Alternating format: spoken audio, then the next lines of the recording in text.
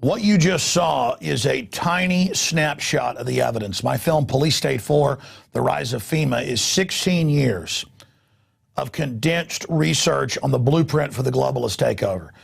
You notice we reverse engineered this years ago, and we've been unbelievably accurate now that they've publicly announced all this. We're now in post-denial phase. They know they've got a 9% approval rating. They know you're awake to them. Now they're just going with pure intimidation. They think you're fearful. I know you're like me. You're strong, you're deliberative, you're focused, you're committed. The facts are now out. You're going to stand against this. I get a lot of emails saying, why do you cover all this? It's scary. You're going to scare people. I don't think you're cowards. I think when you're faced with the truth, like Patrick Henry said, you'll want the truth and make preparation for it. Just denying the stuff doesn't make it go away. It's like folks I've known who smoke 3 packs of cigarettes. They go, oh, I know you can get cancer, but I never will, and they get cancer. I mean, wouldn't you rather me say, hey, quit smoking cigarettes? And you're like, well, I've been smoking them. I'm going to live in denial. No, quit now, and statistically, you won't get lung cancer as quickly. Well, it's the same thing. We got a real case of sickening, disgusting, degenerate tyranny. And we need to be honest about it. I know there's a lot of mainstream dinosaur media watching. Look, stop acting stupid. You don't have to be spoon-fed everything.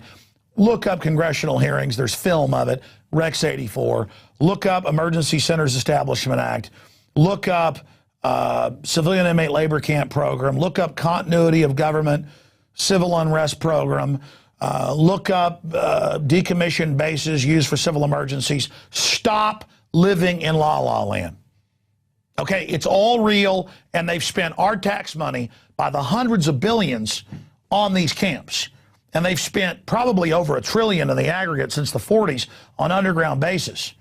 Switzerland has spent per capita less than 1/100th on underground bases. They have a 2-year food supply, generators, fuel, water, guns, hand grenade launchers for their entire population for less than 1/100th.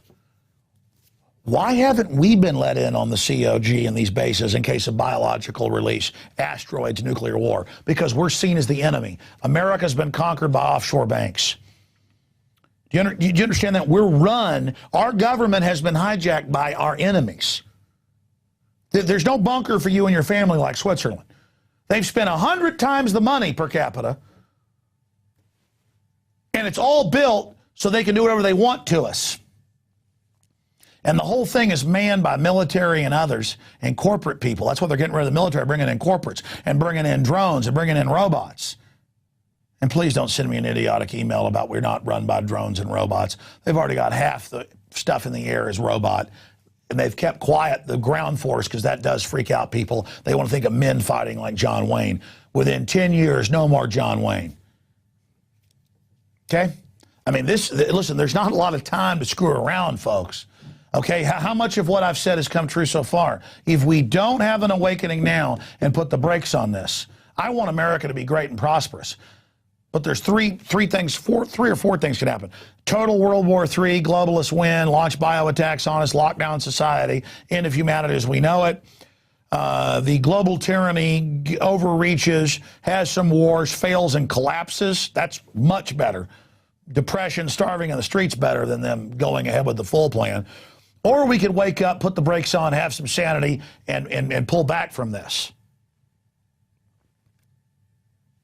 But living in denial and hyperventilating over football all day while science fiction crazy land is going on around you, run by psycho mad scientists, there's not time to screw around anymore. There's not time to live in denial. Okay? You have been warned.